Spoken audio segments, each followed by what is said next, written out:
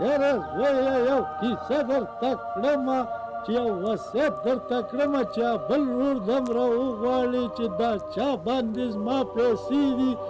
چې هغه درته ویامه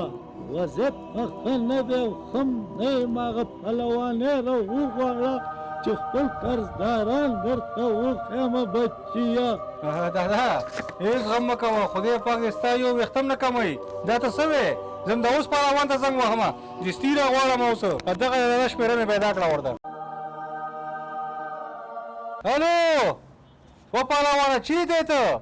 زه خو پوهنتون ته روان یم که نه زر راشه زر چې دادا وضعیت ښه نه ده دا څه وایې دادا مریض ده او زر راځه زر زر به درغلمه دغه د دادا ورته مې زنګ ووهو دستي ورسره رسېږي صحیح ده بچیه چې راشي ښه خبره ده چې په ژوندینې درته دا ټول هر څه ویمه تش شو ښه نه یم که نه ته بیا زنګ ورته ووه که نه دادا غم مه کوه را به شي ښه راغی دادا راغی دادا سلام علیکم دادا ولې دادا مریضه کښېنه دغلته دادا ولې کښېنه ته هلته په ژوندینې وصیت وکړم کاغذ و قلم راواخله زه ولیکله ولې څه خبر شواخانۍ ته وکړه که نه وسط ولیکه بیا به شبخانې ته بوځو څه شی وایي دادا څه شی دی بزرګي بیا په شانګولي باندې مې 50,000 افغانۍ دي 50,000 روپۍ خدای دې ښه وکړه دغه صحیح خبره ده دادا قربان دې شم ګوره بچیه په محب الله باندې به م 40,830 افغانۍ دي هم ولیکه بس ولیکه دادا ولیکه زر زر ولیکه خر سر دې نیولی زر زر ولیکه شابله چټي سړی یم ولا خو لیکم که ته ګورې نه زه یم چې دا زه دادا شبخانۍ ته بوځو نور شبخانۍ ته چې بوځو لږ دوام وکړو نور زه هم د قضاوم په یاد راشي که ولاله ته ولې دومره ساده کېږي ولیکه نور وایه دی او بله خبره ده زویه چې صدراعظم هم 1415 افغانۍ قرضداره دی چې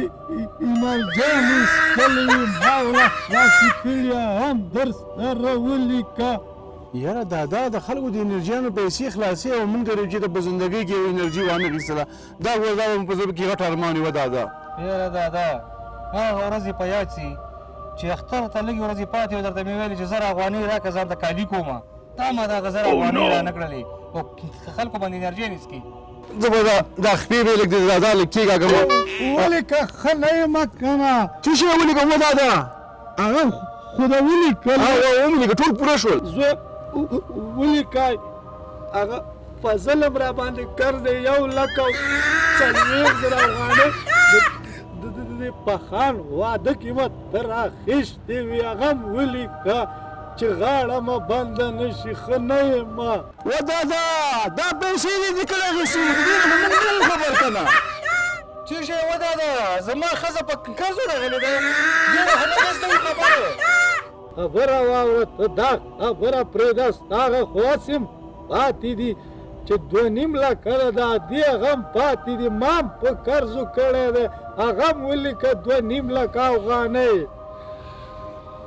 و دادا نو د دې نه دا معلومېږي چې زمونږ د ادې دې په قرض ورته واده کړې ده نو ګوره دا څوک ورته و دادا نو واده تا په قرضو کړی نو خلاصوږ اوس موږ ورته ودواړه خو خیر دی زامن مې ناست دی واړه مه راغټ کړي یم نو خو چې زامنو سره پیسې چې ستا قرض ورکړي نو زه موږ څه وکړو دادا خو هغه زما قرض به م راوباسه دا به پهلوانه دا په ګډو وړو سر شو هغه خوله بندول غواړي اوس بس ما خوله پرې بند نه کړه ته پوه شو دادا پوه شو زه درنه ځمه پوهنتون ته ووه پرېږده په خوله مه پرېږده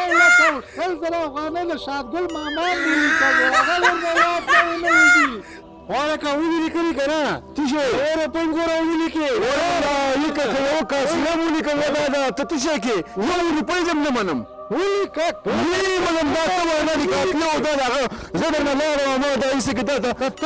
ما لا پوه شي زه لاړم مام سات دادا څه کې څوک وکړه دا د دې زمانې زامن دي تاسو وګورئ چې زما په چا وي هغه لیکلي او چې زما باندې د چا وي هغه یې نه لیکلي دا د دې زمانې زامن دي چې خواري به ورسره وکړي واړه غټ به یې کړي پالو زلو به یې را غټ کړي اخره کې به درله بیا په خوله باندې څادر ږدي زما خو پیسې ډېرې دي په اتل بانک کې مه 40 لکه افغانۍ دي زما دا 10 لکه افغانۍ او 10 لکه نورې دي نو دې کې درله ولاکه یوه کاسېره درکړم تاسو خو ما معلومولی نو هغه لورګانو له ورکوم او تاسو ځان نه هټ کومه تاسو زه نه پېژنم نو کور کې حصه درکومه زه الله مل شه